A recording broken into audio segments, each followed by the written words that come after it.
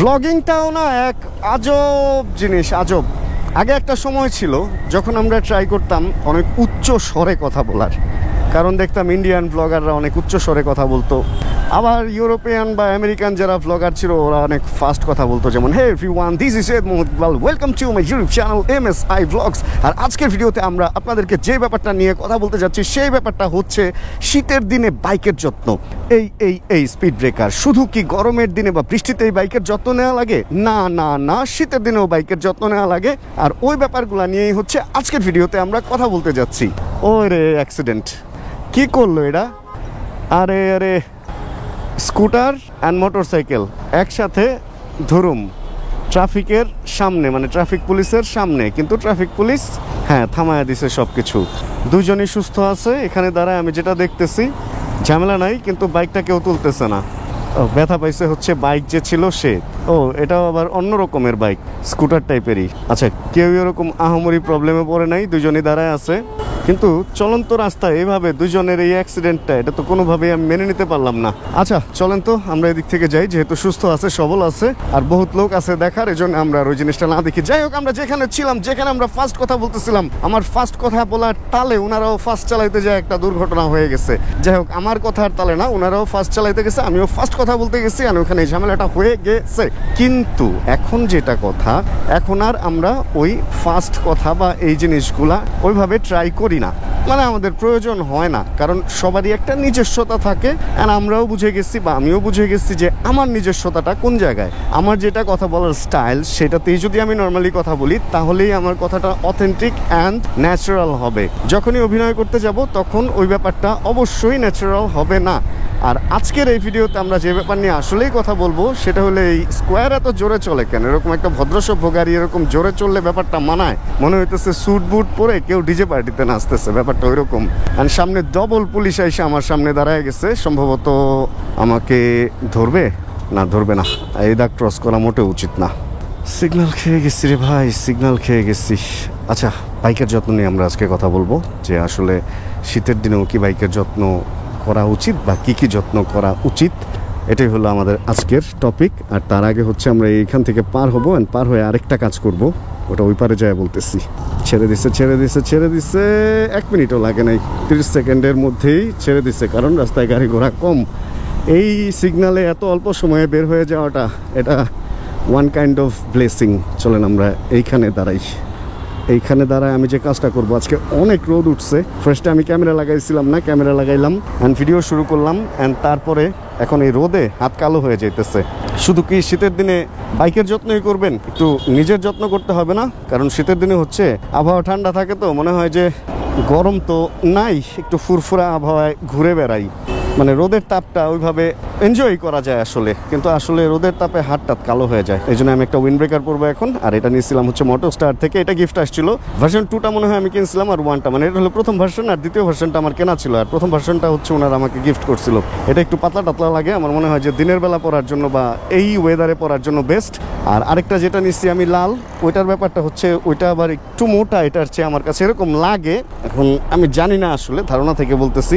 আর ওইটা হচ্ছে আরেকটু শীত পড়লে আমি পরবো। এই যে এটা পরে নিলাম, এখন হাত থাকবে চকচকা, হাত কালো হবে না। এটা হচ্ছে শীতের দিনে বাইকের যত্ন না, এটা হচ্ছে নিজের যত্ন অ্যান্ড বাইকিং এর যত্ন।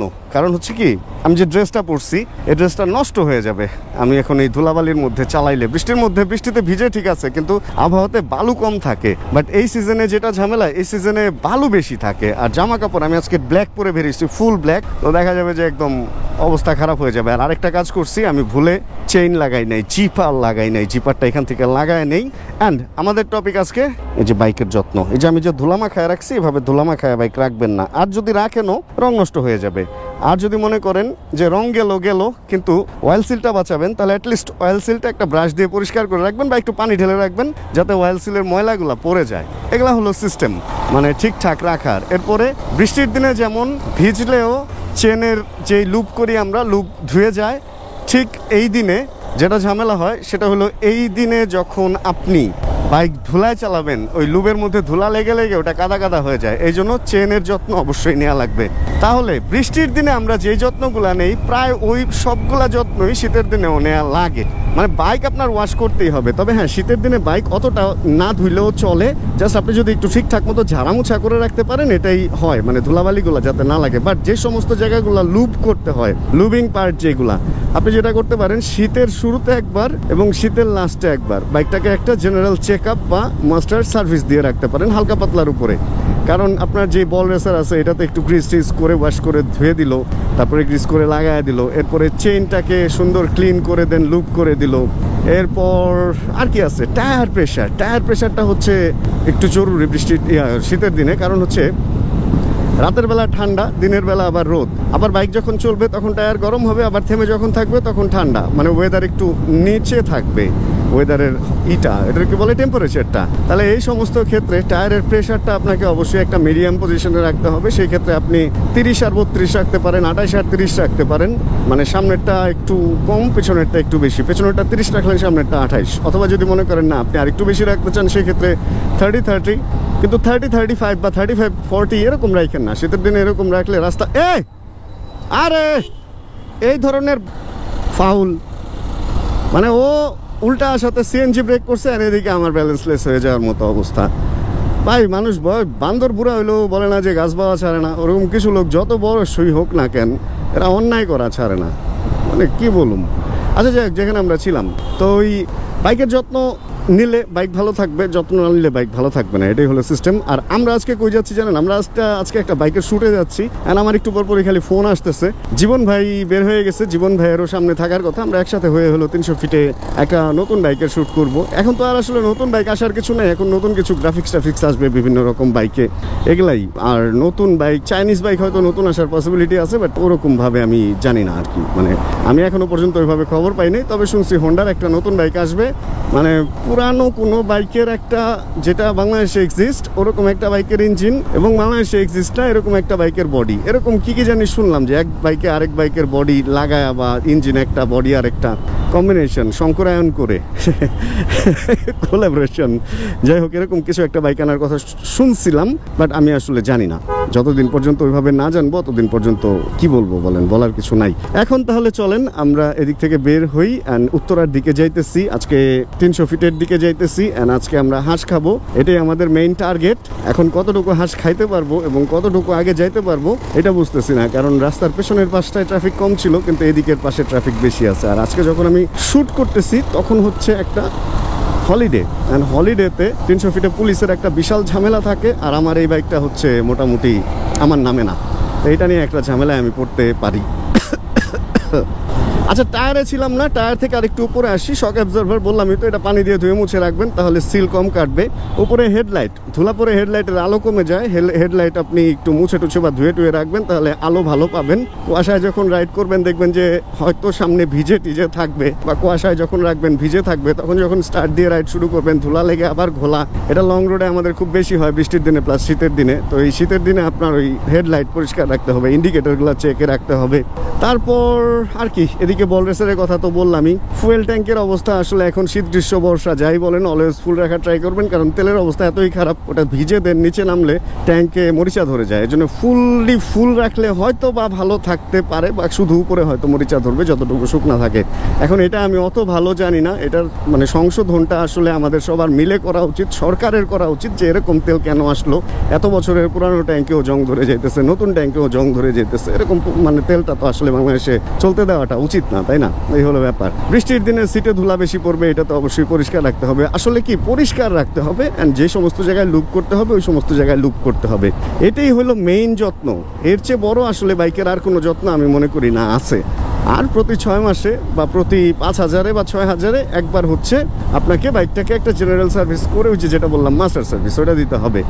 অ্যান্ড ইঞ্জিন অয়েল আসলে আমাদের দেশে এমন বেশি শীতও পড়ে না, এমন বেশি গরমও পড়ে না যে একদম ইঞ্জিন অয়েলের উপরে এটার ইফেক্ট করবে। মোটামুটি বাংলাদেশের যে গ্রেড যেটা বাইকের জন্য রেকমেন্ডেড ওইটা ইউজ করলেই হবে। তবে হ্যাঁ, এয়ার ফিল্টারের একটা ব্যাপার আছে। বৃষ্টির দিনে এয়ার ফিল্টার ময়লা কম হয়, কারণ বাতাসে ধুলাবালি কম থাকে, কিন্তু শীতের দিনে ধুলাবালি বেশি থাকাতে এয়ার ফিল্টারটা ময়লা বেশি হয়। যদি গরমে আপনি দেখা যায় 5 থেকে 6,000 কিলোতে, মানে বৃষ্টির দিনে 5 থেকে 6,000 কিলোতে চেঞ্জ করেন, আমার মনে হয় শীতের দিনে এটা, কারণ সূক্ষ্ম সূক্ষ্ম ধুলা থাকে, তো শীতের দিনে সূক্ষ্ম অংশগুলো আটকে যায়, এটা 3 থেকে 3.5-4,000 কিলোতে শীতের দিনে আর কি এটা চেঞ্জ করে ফেলা উচিত। উইন্টারের এই যত্নগুলা করলেই আশা রাখি আপনার বাইক ভালো থাকবে। তবে টায়ার প্রেশার অ্যান্ড এই পরিষ্কার রাখার ব্যাপারটা, এগুলো একটু খেয়াল রাখবেন। টায়ার প্রেশারটা আপনার সেফটির জন্য, আর উইন্ড ব্রেকার হচ্ছে আপনার সৌন্দর্যের জন্য, আপনার সুন্দর হাতটা যাতে কালো না হয়ে যায় এই জন্য। অ্যান্ড এখন কি হয় জানেন, দুপুরবেলা এরকম রোদ উঠে অ্যান্ড সন্ধ্যাবেলা গিয়ে পরে ঠান্ডা, তো ওই দুপুরে রোদের মধ্যে মনে হয় আমাদের কিছু প্রোটেকশন দরকার নেই, সন্ধ্যায় হুট করে ঠান্ডা হয়, এই জন্য আমরা জ্যাকেটও করি না, মানে পরি না জ্যাকেটও, আর দেখা যায় বুকে ঠান্ডা লেগে যায়। এই জন্য একটা উইন্ড ব্রেকার ব্যাগে রাখতে পারেন। এটা যদি আপনি সন্ধ্যাবেলা পরে ফেলেন যখন ঠান্ডা লাগবে, তখন দেখবেন যে বুকে ওই যে কফ জমা বা যে খুশখুশি কাশি এগুলা থেকে হয়তো আপনি নিস্তার পেতেও পারেন আর কি। ও মামা, কি সুন্দর জায়গায় রাখছেন মামা।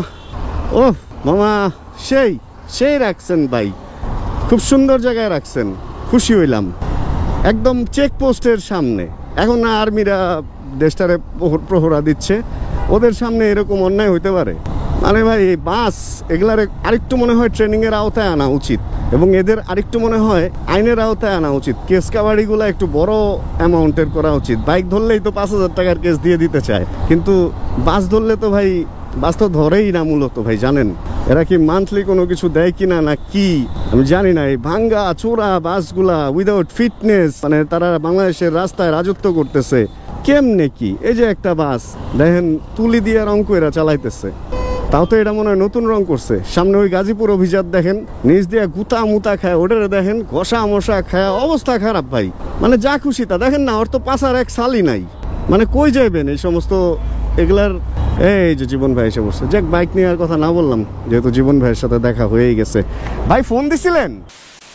ভাই মজা নিতেছে প্রান্ত ভাই, যে আমার অর্ধেক নাম্বার আছে অর্ধেক নাই।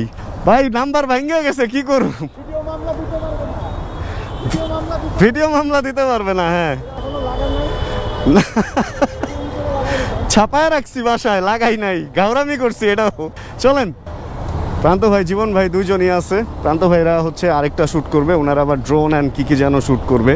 আমার শ্যুটটা খুব ছোট একটা শ্যুট আজকে, এই কারণে আমার খুব বেশি সময়ের কাজ না। ওই শ্যুট টুট করে হয়তো ওনাদের শ্যুট দেখবো, এরকমটাই ইচ্ছা আছে আর কি। এখন আগে গিয়ে শ্যুট ছাড়ি, কারণ হচ্ছে 3:43 অলরেডি বাজে, আর আগে ভাগে না যেতে পারলে পরে আবার সূর্যের আলো এখন খুব বেশিক্ষণ থাকে না। এখন 5:30টার মধ্যে দেখা যায় পুরা ডার্ক হয়ে যায়। চলেন তাহলে রওনা হই। আর এই বাইকের স্পিড ভাই রে ভাই, যে উঠে সেই 100, ইয়েস 100 উঠে গেছে। একটু স্লো উঠে, বাট উঠে। এবং লাস্টে গিয়েও এটা যৌবন ধরে রাখে, মানে এমন না যে বার্ধক্যে পড়ে যায় লাস্ট বয়সে এসে। অনেক বছর, 60 বছর বয়সেও জোয়ানের মতো ভাব নেয় আর কি। আরপিএম অনেক উচ্চ উঠলেও মোটামুটি ঠিকঠাক স্পিড ধরে রাখে, এই ব্যাপারটাই ভালো লাগে। আরে বাচ্চাটারে নিয়ে, নিজেও হেলমেট পরে নাই, বাচ্চারেও না, দুইটা। আরে না, আর না দেখাই, 2 বাচ্চা কোলে নিয়ে। আমার মনে হয় বাচ্চা সহ আসলে এইভাবে বাইকে ওঠা উচিত না, কারণ আজকের ভিডিওর শুরুতেই তো দেখলাম যে একটা বাইক আরেকটার সাথে লাইগা ধামাস দেওয়া পড়লো, দেখছেন? বাচ্চা টাচ্চা নিয়ে পড়লে তো সমস্যা না ভাই, ঝামেলাই আসলে, ঝামেলাই আসলে। এই জায়গাটাও সুন্দর, নিচে রেল। আমরা এখানে, আমাদের উপরেও আরেকটা লেভেল আছে, ওরা 3 লেভেলে ভাগ করে দেওয়া হয়েছে।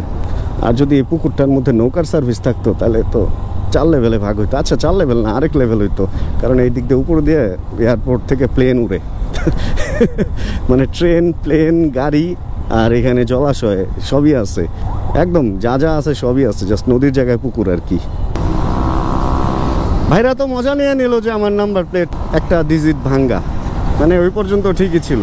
ভাই আরেকটু মজা নিল যে ভিডিও মামলা দিতে পারবে না। হ্যাঁ আসলেই পারবে না, বাট এই রোডে তো ভিডিও মামলা নাই। কিন্তু ঝামেলাটা হচ্ছে এই রোডে ওভার স্পিডের জন্য মামলা করে। এখন আমি তো ওভার স্পিডে চালাবো না, বাট যদি তারাই আমাকে এই জন্য ধরে যে আমার বাইকের নাম্বার প্লেট কেন নষ্ট বা ভাঙ্গা, তাহলে আমি এখান থেকে কিভাবে বাঁচবো বলেন তো?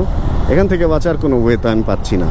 এটা তো একটা টেনশন ঢুকায় দিল। এখন তো চেকপোস্টে আমার কোনোভাবে যেমনি হোক ফালায়া চড়ায়া পলায়া আমার কোনো না কোনোভাবে ভাগতে হবে আর কি। যাই হোক, এটা কোনো বড় সমস্যা না, যদি ধরে কেসই তো করবে, আর কি করার। অনেক দিন কেস খাই না, আজকে না হয় একটা কেসই খাইলাম। 300 ফিটে ভাই আগে একটু শান্তিতে বাইকটা চালানো যেত। এখন এই যে ওভার স্পিডের মামলা টামলা, এই হাবি জাবি কাহিনী কিচ্ছা করাতে একটু শান্তিতে বাইক চালাইতেও পারি না। আর আসলে কি বলবো বলেন, এটা করাতে তো তাও 300 ফিটটা একটু ভদ্র হয়েছে। 300 ফিট যে অভদ্র প্রেম হয়ে গেছিল এই ছাত্রীদের ফাপড়ে, এটা মাঝে মধ্যে মনে হয় ঠিকই আছে। কাঁপে নাকি?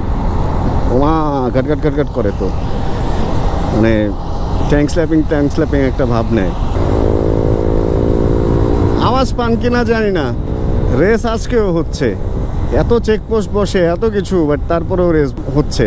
আর ওরা মনে হয় খবর নেয় যে চেকপোস্ট বসছে কিনা। দেখেন আজকে কিন্তু চেকপোস্ট বসে নাই, দুই পাশের কোনো জায়গায় চেকপোস্ট নাই। এই জন্য দুইজন সেই একটা রেস করলো, একদম হলা টলা লাগা মানে দিগন্ত মনে হয় যে পার করে ফেলতেছে। পুরা ফার্স্ট প্রাইজ জিতে আজকে সম্ভবত রোলস রয়েস গাড়ি নিয়ে বাসায় যাবে, এরকমটা মনে হইলো ওদের রেস করা দেখলে আর কি। আবার দুইটা রাইডারই ছিল অপুষ্ট রাইডার কি জানেন, দেখবেন যে শুকনা শাকনা গেঞ্জি বা শার্ট পরে রাইড করতেছে, গুজা হয়ে রয়েছে বাতাসে, পেছনের শার্ট বা গেঞ্জি উঠা পিঠের পুরা মেরুদণ্ডের হাড় পর্যন্ত দেখা যাইতেছে। মানে অপুষ্ট রাইডার মনে হয় আমার তাদেরকে দেখলে কেন যেন। যাই হোক, অপুষ্ট রাইডারের ব্যাপার স্যাপার বাদ, একটা চেকপোস্টে যেহেতু পুলিশ নাই, এখন সামনের চেকপোস্টে আছে কিনা জানি না, আবার অনেক সময় আর্মির চেকপোস্টও থাকে। এখন আসলে বলা মুশকিল, বোঝা মুশকিল যে চেকপোস্ট আছে নাকি নাই। জীবন ভাই তো ইশারা দিয়ে বললে এরকম নাই। এখন এখান থেকে এত জীবন ভাই মামা আপনি তো দেখেন নাই, চেকপোস্ট বসে আরো সামনে, যদি সামনে থাকে তাহলে খবর আছে। এখানে শুটিং চলতেছে, কিন্তু কোন বাইকের শুটিং চলতেছে এটা দেখাতে পারবো না, কারণ এই বাইক এখনো লঞ্চ হয় নাই। আর লঞ্চ হওয়ার আগে বাইক চালানোর মধ্যে যে একটা অন্যরকম একটা কি যে শান্তি লাগে, মানে ক্লোজ যারা ভাই ব্রাদার আছে ওরা জানবে যে কি বাইক আসতেছে বা কি বাইক লঞ্চ হইতেছে, কিন্তু আপনাদেরকে বলতে পারতেছি না। যদিও আমার এই ভিডিও যখন আসবে তখন হয়তো আপনারা এমনিও জেনে যাবেন যে কি বাইক আসতেছে। ধরেন যে MT-50 নিয়ে আসতেছে, এরকম কিছু একটা। টুকটাক সবাই মজা করতেছে, কারণ বাইক আমার সামনে দেখানো যেহেতু যাবে না, ওটা নিয়ে আর কথা না বলি। এখানে আমরা হালকার উপরে কথাবার্তা, মানে একটু আড্ডা দেই, যেহেতু শুট প্রায় শেষের দিকে, সূর্য প্রায় ডুবে সূর্য নিচে নেমে গেছে। তাহলে এখান থেকে বিদায় নেই, দেখা হবে আবার নেক্সট ফুটেজে। সে তো এখানে হাঁস খেতে আসছিলাম লাস্টে, কিন্তু প্যারাপেরিতে ভুলে গেছি, খাওয়া দাওয়া শেষ। এখন মনে হচ্ছে যে হায় ভিডিও তো নিলাম না, এখন এই জন্য ভিডিও করতে আসছি। এই যে ভাইরা ফুটেজ ট্রান্সফার করতেছে, এখানেরটা ওইখানেরটা এখানে আমার একটু ফুটেজ দিছে কিছু। এই তো এবার চলেন তাহলে রওনা হই। চমৎকার খাওয়া দাওয়া, চমৎকার আড্ডা, চমৎকার একটা আসলে চায়ের আড্ডা লাস্টে আমরা শেষ করছি। অ্যান্ড শেষ করে হচ্ছে এখন আমরা অলরেডি 300 ফিটে উঠে গিয়েছি। এবার সরাসরি একটা টান দিয়ে দেন একবারে হচ্ছে আমরা এলাকায় ব্যাক করবো। সাকসেসফুল একটা শ্যুট ছিল, সব কিছু ওভারঅল ভালোই ছিল, এই জন্য মনটাও বেশ ভালো ফিল হচ্ছে। কিন্তু বিদায় নিয়ে নিতে হবে, কারণ এখন আর দেখানোর মতো কিছু নাই ভিডিওতে। তাহলে আজকের ভিডিও থেকে এখানে বিদায় নিয়ে, যদি আজকের এই ভিডিওতে ছোট্ট কোনো কিছু ভালো লাগে প্লিজ একটা লাইক দিয়ে দিন। চ্যানেলে যদি নতুন হন প্লিজ সাবস্ক্রাইব করে হয়ে যান আমাদের ফ্যামিলি মেম্বার। জানাবেন কে কোন জায়গা থেকে ভিডিও দেখছেন, আর যতক্ষণ পরবর্তী ভিডিও নিয়ে আবার আমি না আসতেছি ততক্ষণ ইনশাআল্লাহ আমরা থাকবো ভালো, আমরা থাকবো সুস্থ এবং করতে থাকবো চিল ইনশাআল্লাহ। Chill bro. Oh my God, Hornet 2.0 power দেখেন, 100 পরে গিয়ে পাওয়ার কিভাবে উঠে দেখছেন? তুমুল উত্তেজনায় পাওয়ার উঠে, সেই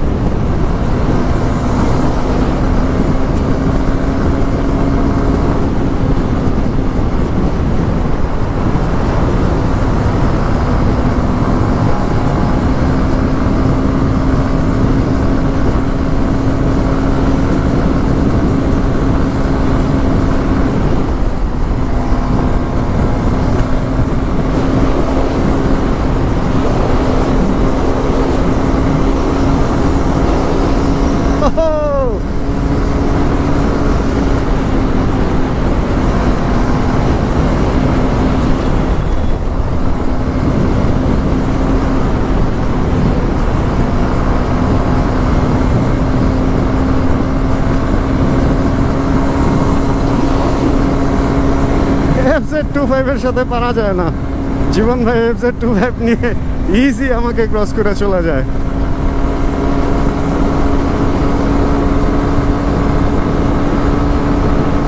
ও রাস্তা শেষ, আর না।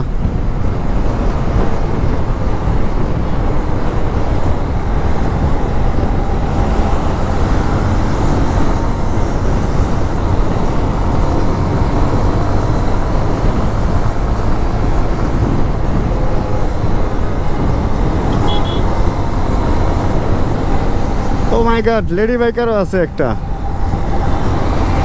R15, তারপর আবার গ্রেট।